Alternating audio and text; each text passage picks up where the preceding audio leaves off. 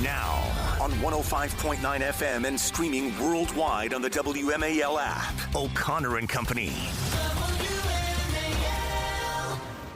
It's 5:07 on O'Connor and Company. It's Thursday morning in your nation's capital. Thanks for jumping on board with us as we begin our 4-hour journey through the news cycle with fun and frivolity. And nothing says fun and frivolity like the effervescent, glowing, gorgeous Mercedes Schlapp.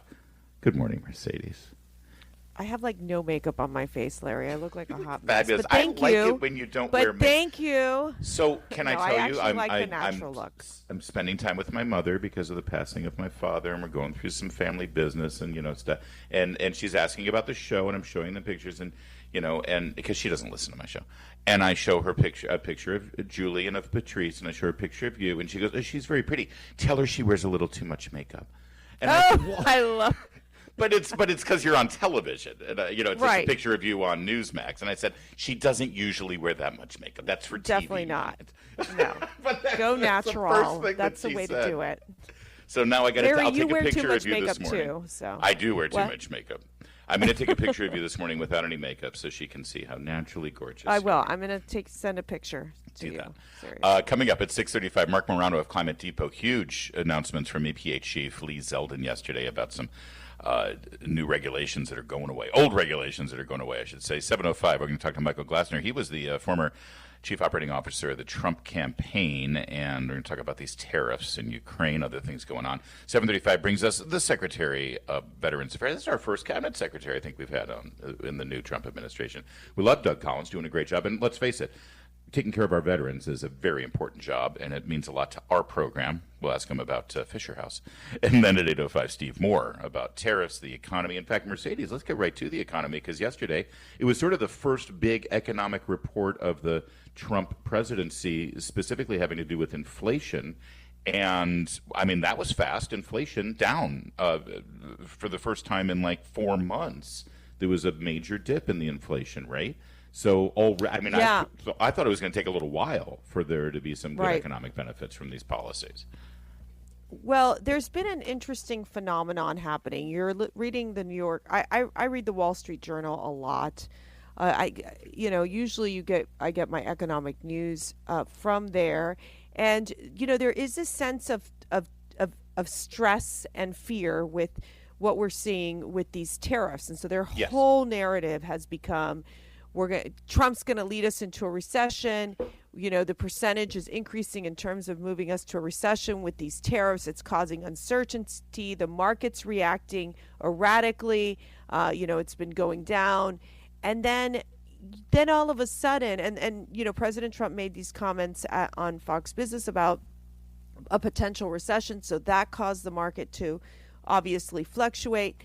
And then you start talking to some of the economic folks in the White House. I was at the White House yesterday, and really you get a sense of they're doing their best to reach out to these business leaders to say, let us do what we got to do to ensure that we are working towards free and reciprocal trade, and this is going to include the tariffs. And yes, will it be a slightly painful?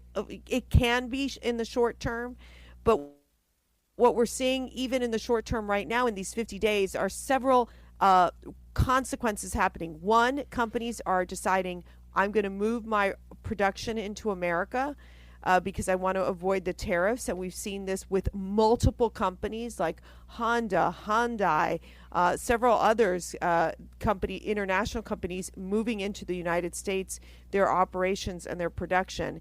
And then two, you look at these indicators, and the indicators, the CPI, inflation is down, mortgage rates down.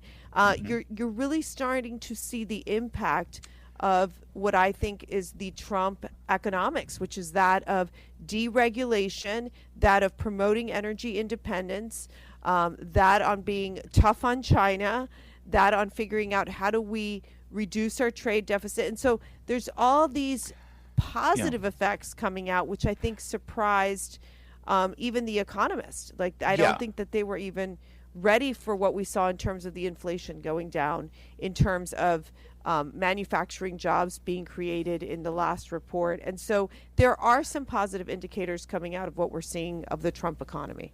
Yeah, and I want to make sure my language is clear because I called the media out on it during the Biden administration. Inflation isn't technically down; it's but the increase dropped sharply.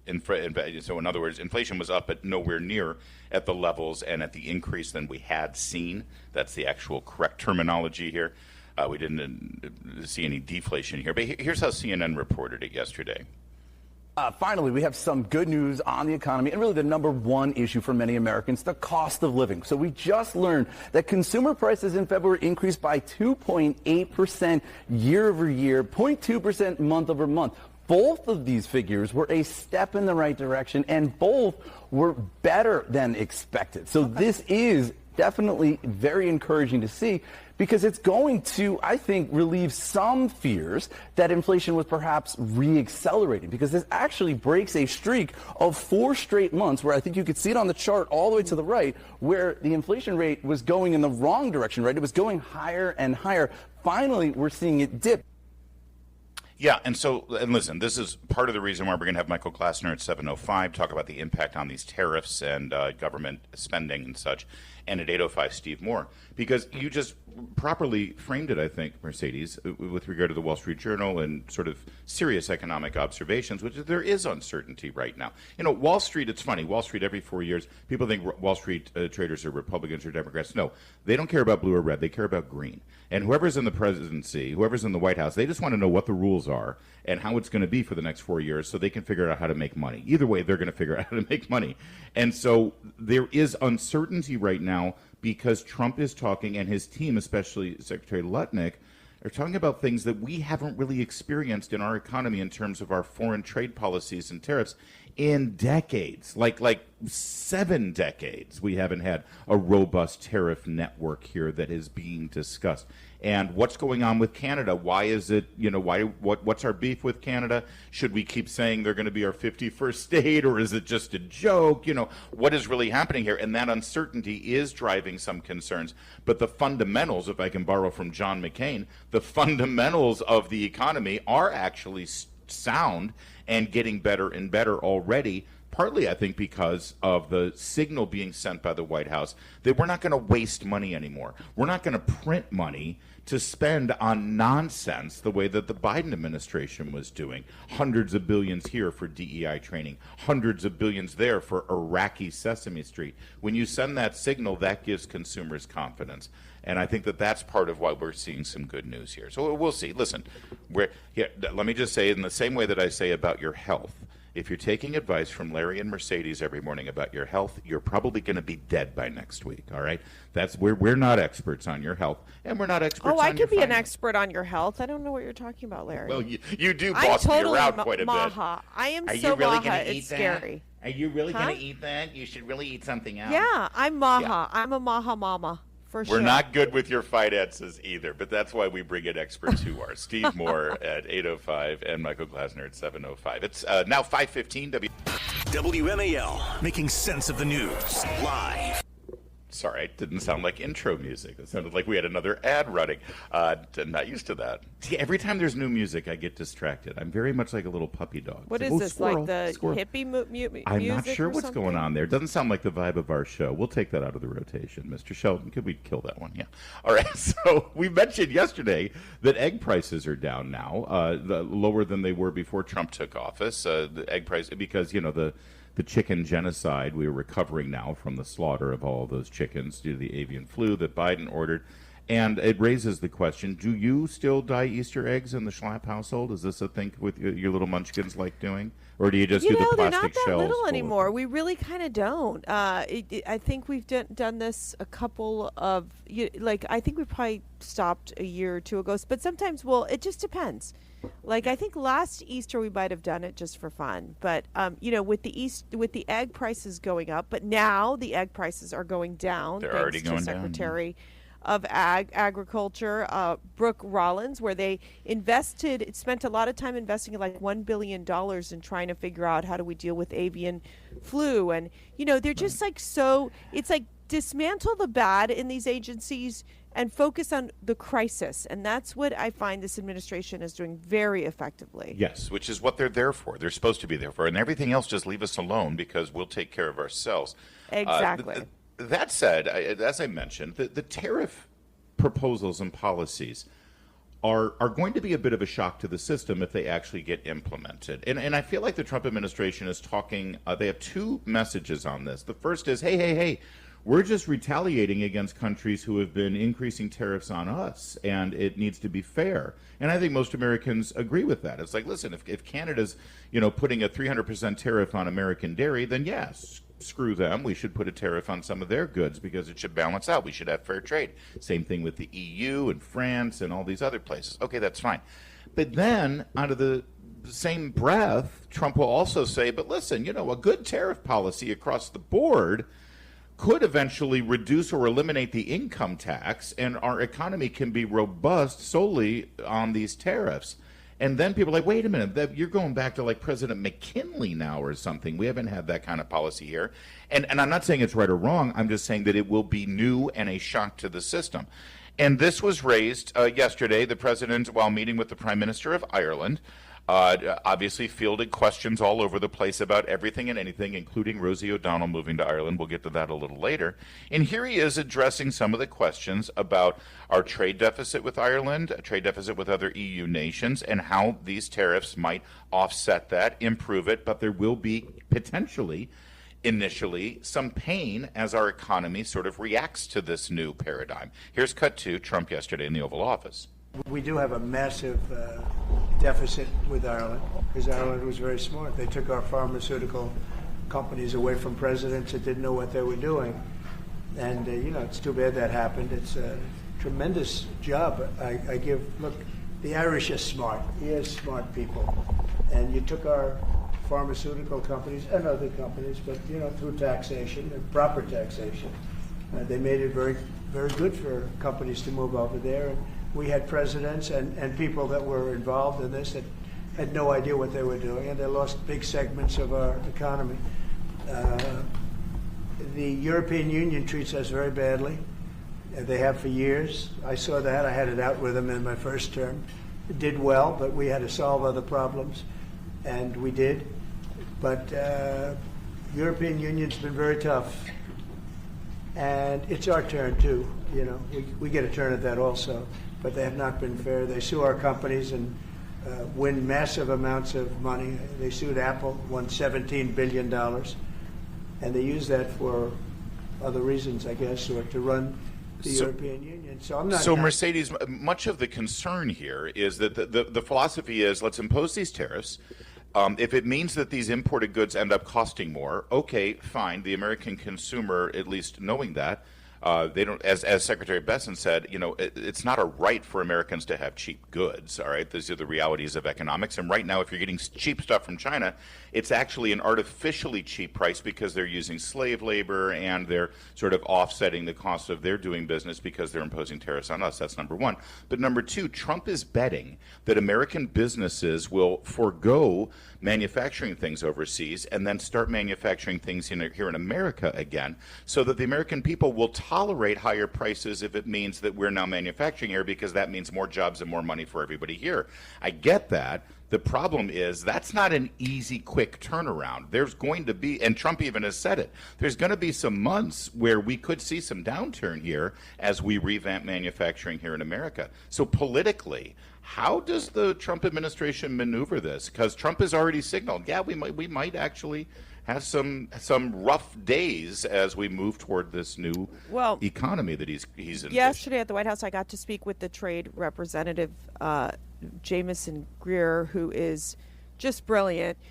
And, and I think part of it is that they're working on calming the nerves of these business leaders. Like, I think that's the key right now, is that they want to reduce the uncertainty that these businesses are feeling when it comes to how they plan ahead in terms of production or their relationship with these foreign countries. So, for example, like a Chipotle who depends on avocados from Mexico. What does this all mean, right? But the reality is this understanding that these tariffs are being used as a negotiating tool for better deals that would benefit the American worker. And understanding that for too long, the U.S. has always been the punching bag. It's always been, they're putting tariffs on us, but we're not putting tariffs on them. They're putting tariffs on our goods going in, but we're not doing the same. And so it's not reciprocal. And so there needs to be pressure put on these countries so that they do kind of say, yeah, we got to change the way we do business. And I think that for businesses and for Wall Street, Larry, they just get they're so uptight, they just don't like the concept of tariffs. But it is being used, and there has been effective results coming out of it. Like in the case of Mexico, where they've sent, 10,000 security officers to the border and basically helped on the crackdown of these drug cartels, extraditing 29 of these foreign nationals that are drug cartel criminals to the United States. All right, coming up, Steve Moore is going to join us coming up in the 8 o'clock hour. It's 5:24. Now on 105.9 FM and streaming worldwide on the WMAL app. O'Connor and Company.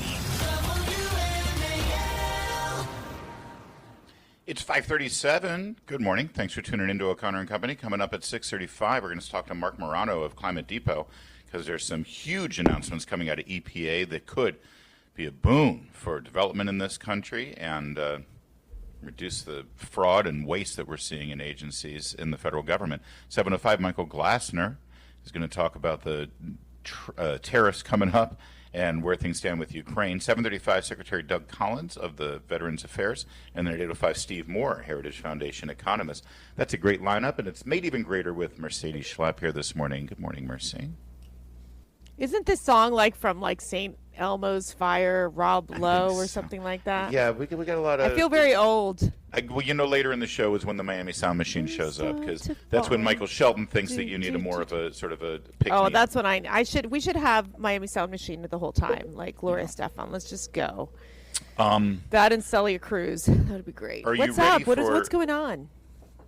What's going on in the new... Oh, yeah, let's talk about what's going on. Well, everyone's talking about the 2028 presidential race. Because, all right. It's right around the corner. It's the final countdown. I mean, we're the final moments now of the 2028 presidential race. And, are you running, Larry? Are you running? Who isn't? J.D. Vance, of course, the vice president, is going to be a early front runner for the nomination for the Republicans. But, of course, Marco Rubio might want to jump in there. Ron DeSantis may want to jump in there. Oh, heck, let's give Mike Pence another crack at it. You never know. Everybody wants to be president. But now it's J.D. Vance, baby. It's J.D. Vance. That's all, period. End of story. By the way, move on. Politico is running a daily story right now about 2024. So I'm only half joking when I say everybody's talking about 2028, you mean? 2028, I mean, excuse me. Okay. Our mutual friend Matt Foldy suggested that I read the book Trust Me, I'm Lying. It's a great book. It's from several years ago. It's from 8 years ago, I think. But it's about how stories are sort of manufactured to go viral and get attention. And there's a whole chapter in there about the 2016 presidential race and how, remember all of the mania over the governor of Minnesota. Oh, God, now I'm blanking on his name now. Jesse Ventura? No, the Tim one Walz? between Tim Walz and Jesse Ventura. He ran for president. He was like a two-term governor. Oh, yeah. You mean the Republic? No. Yeah, the Republican governor of... Anyway. Oh, well, that's the thing. Is it Pawlenty? Tim Pawlenty. Thank you. So Tim Pawlenty, remember, Tim Pawlenty was the front runner for a while there. Remember? I remember. But it was for manufactured. A brief moment. There's a great breakdown in this book that Matt Foldy suggested I read, and it's so smart, and he's smart. That that basically publications like Politico, they know that this stuff is just it's crack for people who love politics. Of course. So they cover a politician like Tim Pawlenty and they make it seem like he's a legitimate front runner for the presidential nomination when it's really listen, we're 4 years out. we got to talk about something. People have to click on something. So let's talk about this. So yesterday they had a big, or no, 2 days ago, they had a big thing about Rahm Emanuel. Oh, Rahm Emanuel is going to be the savior of the Democrat Party. He's from Obama world. He's from Clinton world. He's a tough fighter. He's like, okay, fine, Rahm Emanuel. Well, fast forward to yesterday, and here's the latest from Politico. Serious contender for the 2028 presidential nomination. Are you ready for it? Get ready. Jump on the bandwagon right now. The next president of the United States, Stephen K. Bannon.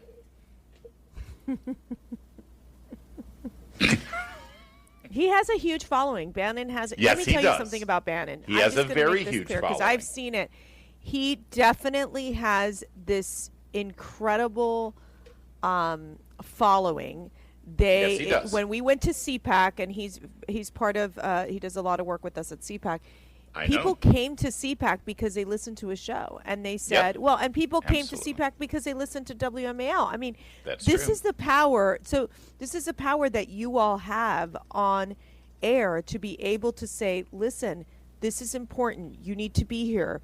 This is what we need to do. So look, the thing that's going to be interesting is that, you know, they're going to put that out there because it is clickbait. I mean, more than anything. Anyone involved in the political realm, they're seeing the development, really, I think, the absolutely impressive performance of J.D. Vance and how he is, I think, one of the most politically savvy Republicans we have. And I know you have a man crush on him, and we're getting through this together. But, like, he really is, I think. I'm not the only one. Very Reagan-esque in his way, but he's even better than that. Like, he's just he's just a really brilliant, Don't distract man me and a by humble dangling man. the amazing J.D. Vance in front of me. Okay, you mentioned J.D. and I'll just go off on a tangent because you know how much I have a man crush. Can we stick to Bannon here? Because this story is amazing. Well, I don't see. Look, Bannon is going to throw out the bombs, and this is what he's good at. And it really creates the buzz. And the one thing about Bannon is, like, if you are a member of the House or a member of the Senate and you're, like, really screwing up out there, he's going to call you out. And let me tell you, you'll get 1,000 calls to your office because you're not following the line. And he's very powerful. But you know who else they talk about running for president is Charlie Kirk, who's the Turning Point president. I mean, these are conversations that are being had in conservative circles. I'm still reading the articles from 4 years ago that told me that Tucker Carlson was going to be the next president in 2024, okay? Everybody just chill out. Just because you have a great media platform doesn't mean immediately you can be a president. I am biased Larry, here because you'd be a great president. I've worked with Kennedy Steve Bannon Center. before. No, I would not. Yeah, thank you. I'll take that. I have worked with Steve Bannon before. I have a history with him. I've made no secret of that, so I do have a bias. Can I just say this? Steve Bannon is not going to be president of the United States. There, I'm just going to say it. He is not, but he is also going to allow these discussions to continue for many, many years, right up until the moment where he will announce, I am not running for president. But he's going to love this, and it'll be great, and it does build his following. But it's the beauty of America, right? I could probably take a lesson from him. It's the beauty of America that any of us can run for president if we want to. You know what? But can we step back a second here? Because yes, we can. In a moment, it's 5:44. Oh. Mark Levin, weekdays 6 till 9 on 105.9 WMAL, making sense of the news. All right, now you wanted to say something more about the 2028 presidential prospects there after our discussion of Stephen K. Bannon. By the way, I used to work with Steve, and for a brief time at Breitbart. I worked with Andrew. Andrew passes away. Steve takes over, and it was a very different company. I left. Did you know that there was a rule at the company that we couldn't refer to him in any article as Steve Bannon or Stephen Bannon? It always had to be Stephen K. Bannon. Oh, that's interesting. Why? Stephen K. Bannon. You'd have to ask Stephen K. Bannon about that. I don't know. Stephen K. Bannon. But it was a really important rule. Yeah, K. Stephen K. K. Got Bannon. it. KK. By the way, many of us at the company at the time had a lot of different things that we thought the K stood for. Many of them I cannot say on the air.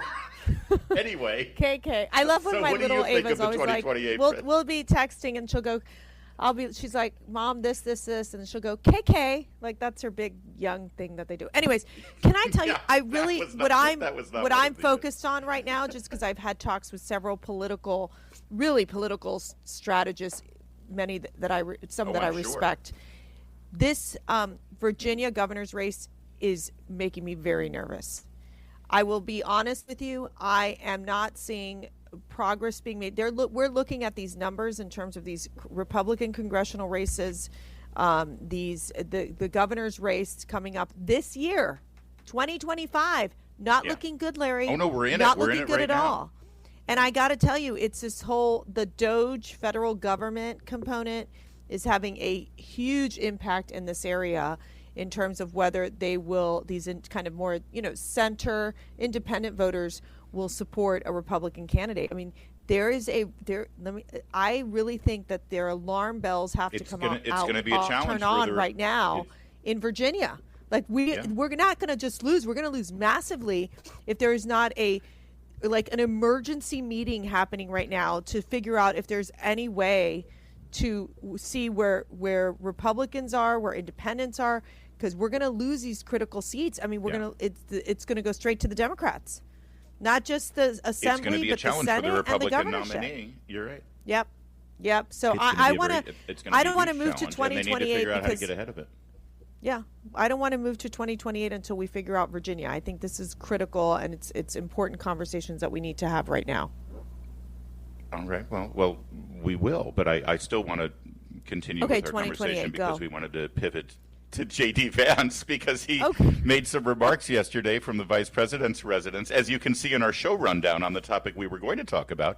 I'm sorry, I just needed to make that point. Welcoming it's critical. The Prime Minister of Ireland, cut 4. Let me just say before I introduce the Taoiseach that one of the things that we try to do with this breakfast is just remind people of the important bonds of friendship between the United States and Ireland.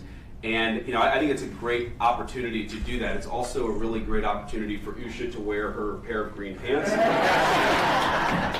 had these in the closet for years. No, actually, that wasn't the only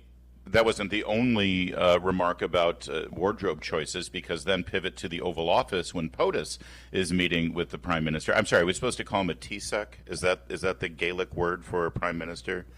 I guess. I have no idea. I guess.